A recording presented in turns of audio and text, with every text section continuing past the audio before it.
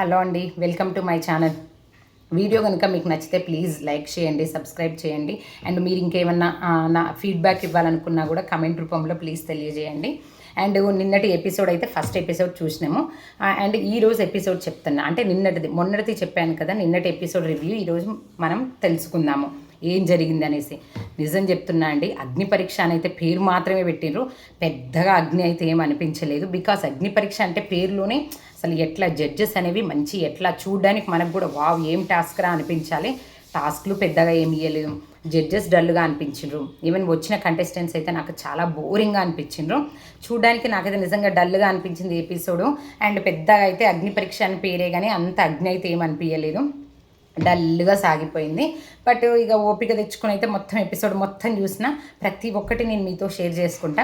ఎవరు వర్స్ట్గా అనిపించారు, ఏ contestants select అయ్యిండ్రు top 15కి, and ఎవరు రిజెక్ట్ అయ్యిండు, అండ్ హోస్ట్ ఎవరు బాగా అనిపించారు జడ్జెస్లో, అవన్నీ నేను మీతో ఇవాళ షేర్ చేసుకుంటా. ఎపిసోడ్ 2 రివ్యూ ఇది.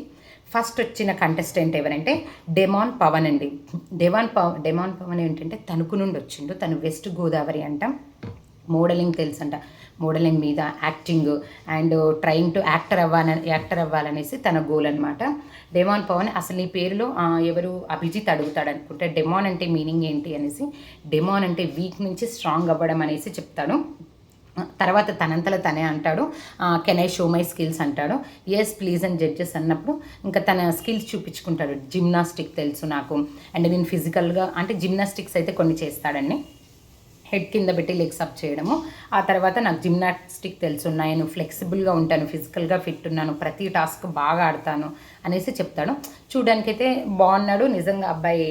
ఏమంటారు, బాడీ అయినా ఫిట్గా ప్రతిదైతే చూడడానికైతే నిజంగా ఫిట్గా ఉండి అనిపించింది.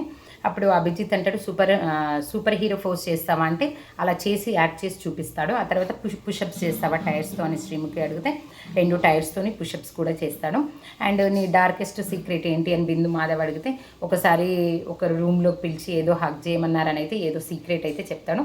బట్ తను ఓవరాల్గా చూస్తే నాకు అనిపించింది అయితే క్యూట్గా ఉన్నాడు, ఫిజికల్లీ స్ట్రాంగ్ ఉన్నాడు, బాగా మాట్లాడుతున్నాడు, అండ్ హానెస్ట్గా కూడా అనిపించాడు. తనకైతే అందరు గ్రీన్ సిగ్నల్ ఇచ్చేశారు. తను టాప్ 15కి సెలెక్ట్ అయిపోయాడు డెమాన్ పవన్.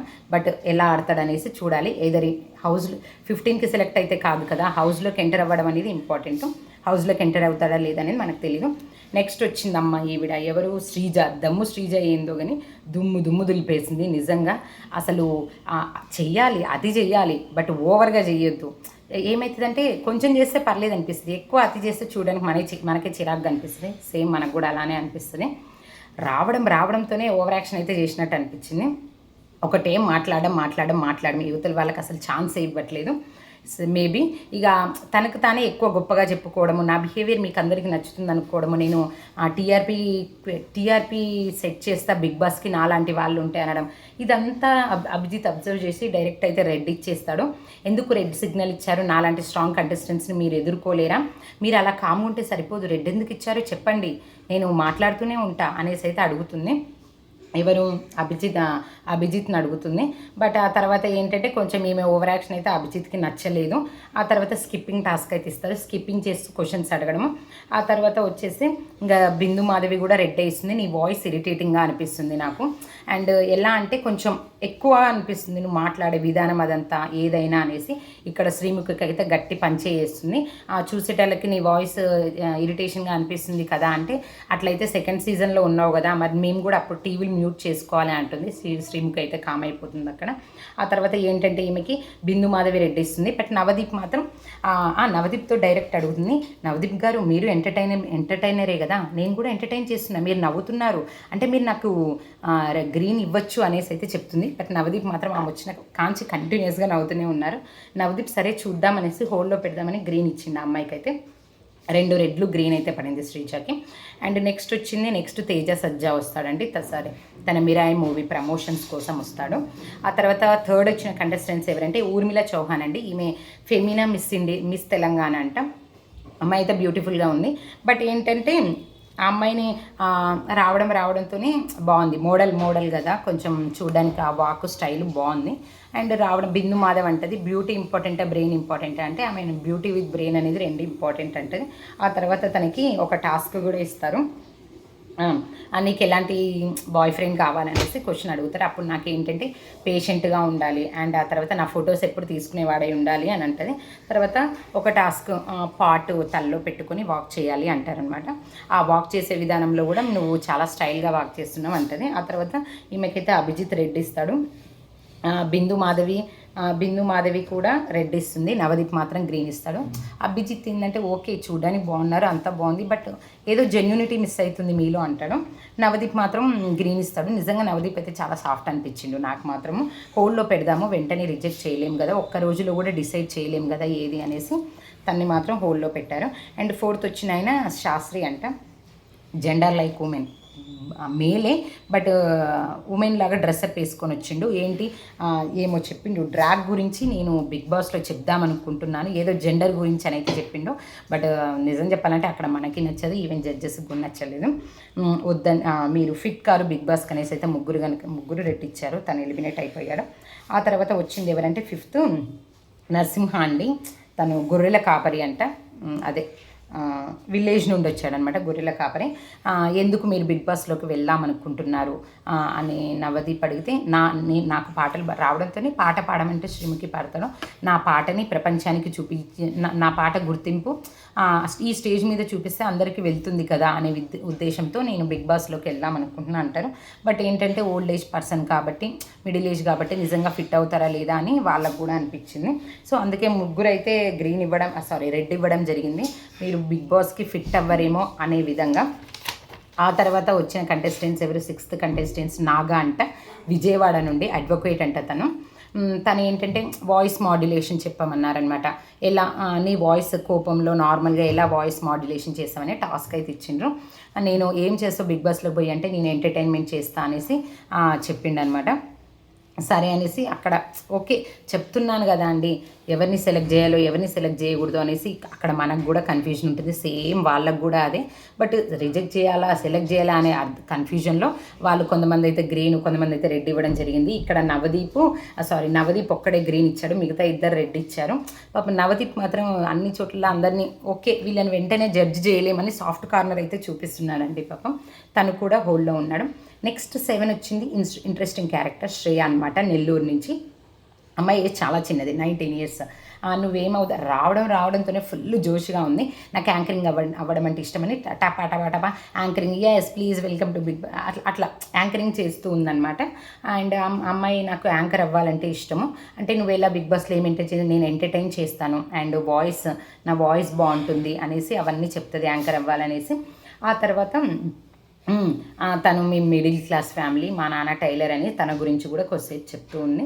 ఆ తర్వాత టాస్క్ అయితే గులాబ్ జామ్ టాస్క్ ఇస్తారు. అంటే ఏంటంటే ఒకవేళ నీ గులాబ్ జామ్స్ అనేవి శ్రీముఖి తీసుకుందనుకో, నువ్వు వాడి కష్టపడిని తనతో ఎలా చేస్తావు ఆర్గ్యుమెంట్ అనేసి చెప్తుంది, బాగానే చేస్తుంది టాస్క్. అండ్ ఆ అమ్మాయికి ఇంకా అందరూ చాలా ఇంప్రెస్ అయిపోతారు, ఎందుకంటే అమ్మాయి యాక్టివ్గా ఉంది, బాగా మాట్లాడుతుంది, భయం లేదు, టాస్క్ కూడా బాగా ఆడుతుంది. ఎంత చిన్న ఏజ్లో ఈ అమ్మాయి ఇంత తెలుసు అంటే ఇంకా బిగ్ బాస్లోకి పంపిస్తే ఈ అమ్మాయిని చూడొచ్చు, ఇంట్రెస్టింగ్గా ఉంటుందేమో, ఇంకా చాలా నేర్చుకుంటుంది కదా అనేసి అయితే ముగ్గురు అమ్మాయికి గ్రీన్ ఇవ్వడం జరిగింది. అందరూ ఇంప్రెస్ అయ్యారు. మెయిన్ ఏంటంటే అక్కడ అగ్ని పరీక్షలో జడ్జెస్ని ఇంప్రెస్ చేయాలండి, భయపడుకుంటూ కొంచెం డల్గా వాళ్ళు చెప్పినవి చేయకపోయినా అట్లుంటే మాత్రం వాళ్ళు సెలెక్ట్ చేయట్లేరు. ఈ అమ్మాయికి ముగ్గురు ఇంప్రెస్ అయిపోయారు, సో అమ్మాయిని అయితే సెలెక్ట్ చేశారు, అమ్మాయి కూడా సెలెక్ట్ అయిపోయింది. నెక్స్ట్ రవి వచ్చాడండి. రవి ఏంటంటే ఆ అమ్మాయి శ్రేయ నాకు చూడడానికి కూడా సూపర్ అనిపించింది, అంత చిన్న ఏజ్లో అంత యాక్టివ్గా, అంత చలాకీగా అండ్ ప్రతి టాస్క్ చేయడం, అంత బాగా భయం లేకుండా మాట్లాడడం, అన్ని క్వాలిటీస్ అయితే బాగున్నాయి. నెక్స్ట్ రవి అండి, శ్రీకాకుళం నుండి. తినేంటో అసలు బిగ్ బాస్లో సెలెక్ట్ అవుదామని వచ్చిండో లేకపోతే స్టేజ్ మీదకి వచ్చి తన పరువు తానే పోగొట్టుకుందామని వచ్చిండో నాకైతే అర్థం కాలేదు. రావడమే తనంటే సంథింగ్ గ్రూప్ డిస్కషన్ జరుగుతుందంటండి వీళ్ళకి. ఆ గ్రూప్ డిస్కషన్లో మొగోళ్ళే గొప్ప అన్నాడంట. సో అదే టాపిక్ శ్రీముఖి స్టేజ్ పైన తీస్తుంది. మీరు మొన్న గ్రూప్ డిస్కషన్లో మొగోళ్ళే గొప్ప అన్నారు కదా అంటే, ఎస్ నా దృష్టిలో మొగోళ్ళే గొప్ప, జస్ట్ ఆడవాళ్ళు పిల్లల్ని కానీ ఆ 30 minutes బాధపడతారేమో, బట్ మొగోళ్ళు పేరెంట్స్ అని అదని ఇదని నిజంగా ఆ సోది చెప్పిండు, నిజంగా నాకు అర్థం కాలేదు. ఈవెన్ సోది చెప్పినా కొంచెం వినాలనిపిస్తుంది, తను ఏం చెప్పిండో అయితే నాకైతే నిజంగా ఎక్కలేదండి. ఆడోళ్ళు గొప్ప కాదనేసరికి అక్కడ అందరికీ కూర్చున్న వాళ్ళకి చూసే మనకు కూడా నచ్చదు. పోనీ నువ్వు ఆడోళ్ళు గొప్ప కాదన్నావు కాబట్టి నువ్వు టాస్క్ చేయాలి, ఆడవాళ్ళలాగా హీల్స్ అండ్ శారీ వేసుకుని ఆడవాళ్ళలాగా వాక్ చేయాలి అని అంటాడు. కేవలం టాస్క్ చేసి ఆడవాళ్ళు గొప్ప అని ఒప్పుకోవాలని శ్రీముఖ్ అంటది. నేను టాస్క్ కోసం గొప్ప అని ఒప్పుకుంటా కానీ ఆడవాళ్ళు అయితే గొప్ప అని నేను జెన్యున్ ఒప్పుకొని అంటాడు. అక్కడ ఎవ్వరికీ నచ్చలేదు. బికాజ్ ఆడవాళ్ళు గొప్ప అంటే ఒక ఆడది లేనిది తను ఎక్కడి నుంచి వచ్చిందో నాకు అర్థం కాలేదు. ఆడవాళ్ళు అంటే ఆ 30 మినిట్సే కష్టపడతారంట. ఏదో పిల్లలు అయ్యేది 9 నెలలు మోసి ఆ పిల్లల్ని పెంచింది. మేబీ తనకు కనిపించలేదో ఏమో నాకు తెలీదు. సో మొత్తానికైతే ఇక్కడ ఎవరికీ నచ్చలేదు. అందరూ రెడ్డి ఇవ్వడం అయితే జరిగింది. ఇంకా తను వెళ్ళిపోయిండు. తను వచ్చినట్టే వెనక్కి వెళ్ళిపోయాడు. ఆ తర్వాత ఏంటి, శ్రీతేజ అండి, రాజమండ్రి, తను ప్లేబ్యాక్ సింగర్. కొన్ని చోట్ల మనం చూసే ఉంటాం యూట్యూబ్లో. అక్కడ ఏమైందంటే అక్కడ తనకి నవదీప్, బిందు మాధవి అందరు రెడ్ ఇచ్చారు. నవదీప్ ఇచ్చిన రీజన్ కూడా నాకు నచ్చింది. ఎందుకంటే ఇది కామనర్స్ కోసం కదా. మీకు ప్లేబ్యాక్ సింగర్ మీకు ఇంకా వేరే దగ్గరైనా ఆపర్చునిటీస్ ఉంటాయి, మీరు కొంతమందికి తెలుసు. బట్ కామనర్స్ అస్సలు తెలియని వాళ్ళకి ఏమంటారు, ఛాన్స్ ఇస్తే బాగుంటుంది కదా అన్న ఉద్దేశంతో నవదీప్ చెప్పిన ఎక్స్ప్లెనేషన్ అయితే నాకు నచ్చింది. బట్ అభిజిత్ ఏంటంటే హోల్లో పెట్టాడు, గ్రీన్ ఇచ్చాడు. సరే చూద్దాము, మిమ్మల్ని వెంటనే కూడా చెప్పలేం కదా అనేసి తనైతే హోల్లో పెట్టాడు. ఆ తర్వాత 10th కంటెస్టెంట్స్ ఎవరంటే మనీష్ అండి, హైదరాబాద్ నుండి వచ్చాడు. దీనికి కొంచెం ఇంట్రెస్టింగ్గా అనిపించాడు. దీని Forbes 30 బిజినెస్ పర్సనాలిటీ అంట. మరి అంత బిజినెస్ పర్సనాలిటీ బిగ్ బాస్లోకి ఎందుకు వచ్చిందో నాకైతే అర్థం కాలేదు. బట్ ఎందుకు వచ్చిందంటే నిజంగా నాకు ఆడ అర్థం కాలేదు. మీరు సింగిలా అంటే ఏ సింగిలే అంటాడు. ఆ తర్వాత అందరూ అయితే నవదీప్, బిందు మాధవి ఇద్దరు గ్రీన్ ఇస్తాడు, అభిజిత్ ఒక్కడు రెడ్ ఇస్తాడు. బట్ ఏంటంటే నేను మెంటల్గా స్ట్రాటజీ ప్లే చేస్తాను. అండ్ నాకు తెలుసు ఆ క్యాలిక్యులేషన్ ఏంటో. ఒక బిజినెస్ పర్సన్ కదా, ఆ మాత్రం క్యాలిక్యులేషన్ తెలుస్తుంది. తెలుసు, ఎవరిని ఎలా హ్యాండిల్ చేయాలో తెలుసు అనేసి తను కొంచెం అయితే ఇంప్రెస్ చేసిండు జడ్జెస్ని. ఇద్దరు జడ్జెస్ అయితే ఇంప్రెస్ చేయండు. ఈవెన్ అభిజిత్ కూడా అయిండు. కాకపోతే ఏంటంటే ఇంకా నెక్స్ట్ రౌండ్లో ఇంకా మీ టాలెంట్ ఇంకా కొంచెం బయటికి రావాలి, చూద్దాము, హోల్లో పెడదాం అంటాడు. తర్వాత డ్రాయింగ్ బోర్డు మీద చేపిస్తాడు. ఆయన ఫోటో ఒకటి వేయించి నేను రెడ్ వేయకముందు మొత్తం గ్రీన్ అవ్వాలి అని చెప్తాడు. అప్పుడు తన హెడ్ దుడిపేసి నా ఫేసే లేకపోతే మీరు రెడ్ ఎలా చేస్తానంటారు. లాజిక్గా అయితే వాడిండు అక్కడ. అండ్ తను కూడా హోల్లో ఉన్నాడు. లాస్ట్ అండ్ మధ్యలో చాలామంది వచ్చారండి, కొంతమంది కంటెస్టెంట్స్. వాళ్ళు ఎంత పెద్దగా చూపించలేదు, ఒక 5-6 చూపించి వెంటనే అయితే వాళ్ళని పంపించేయడం జరిగింది. బికాస్ నిజంగా బోరింగ్గా ఉంది, పెద్దగా ఇంట్రెస్టింగ్గా అయితే ఎవ్వరు అనిపించలేదు. నెక్స్ట్ 11th కల్కి అండి, నల్గొండ నుంచి వచ్చింది. మిస్ తెలంగాణ రన్నరప్ అంట. ఈ అమ్మాయికి మాత్రం అందరు గ్రీన్ ఇచ్చిండ్రు. అమ్మాయి సెలెక్ట్ అయిపోయింది. ఆర్మ్ రెస్లింగ్, అదే మనం చేతులు పట్టుకొని ఇట్లా వంపేది ఉంటుంది కదా, అందులో బాగా ఆడింది, ఫిజికల్ టాస్క్. అండ్ బాగా మాట్లాడుతుంది. వాళ్ళ నాన్నకి అమ్మాయిలు అంటే ఇష్టం లేదు, 3 అమ్మాయిలే. కాకపోతే ఏంటంటే పాపం అబ్బాయి కావాలని అంత అనుకున్న 3 అమ్మాయిలే పుట్టిరు. వచ్చేటప్పుడు మా నాన్న బ్లెస్సింగ్స్ తీసుకొని వచ్చాను అంటది. బట్ ఓకే, స్ట్రాంగ్ ఉంది, బాగా మాట్లాడుతుంది, ఫిజికల్గా ఆడుతుంది, అన్నీ బాగుంది. అందుకే మేబీ 3 జడ్జెస్ ఇంప్రెస్ అయ్యారు. మనం కూడా ఇంప్రెస్ అవుతాం కొంచెం. సో అలా 3 ఎవరు, అభిజిత్ గ్రీన్ ఇచ్చిండు, నవదీప్ గ్రీన్ ఇచ్చిండు. బిందు మాత్రం మీరు ఇంకో సైడ్ బయటికి రావాలి, చూద్దామనేసి తనైతే హోల్డ్లో పెట్టింది. ఇదండి నిన్న జరిగిన ఎపిసోడ్ అయితే చూసినంతసేపు అయితే నిజంగా బోరింగ్గా అనిపిస్తుంది, నిజంగా డల్గా కొంచెం సోదిలాగా అనిపిస్తుంది. బికాస్ అక్కడ జడ్జెస్ చాలా ఇంట్రెస్టింగ్గా అయితే అనిపించలేదు. అండ్ కంటెస్టెంట్స్ కూడా అలాగే డల్గా ఉన్నారు. వాళ్ళని ఏమనలేము, బికాస్ జడ్జెస్కి కూడా ఏంటి ఎవరిని సెలెక్ట్ చేయకూడదు అనేది కన్ఫ్యూజన్ ఉంటుంది వాళ్ళలో కాదు. అక్కడ కూర్చున్న ఈవెన్ ఆ ప్లేస్లో మనమున్న మనకు కూడా అలానే ఉంటుంది. సో డల్గా, లైట్గా, స్లోగా అయితే సాగిపోయింది ఇది ఇవాళ ఎపిసోడ్. అండ్ మొత్తానికి టాప్ 15కి వెళ్ళిన వాళ్ళు అయితే శ్రేయ ఒకటి చెప్పాను కదా, 19 years old అమ్మాయి. అండ్ వచ్చేస్తే డెమాన్, పవన్, ఇద్దరైతే టాప్ 15కి వెళ్ళిపోయారు. కొంతమంది హోల్లో ఉన్నారు, కొంతమంది రిజెక్ట్ అయ్యారు.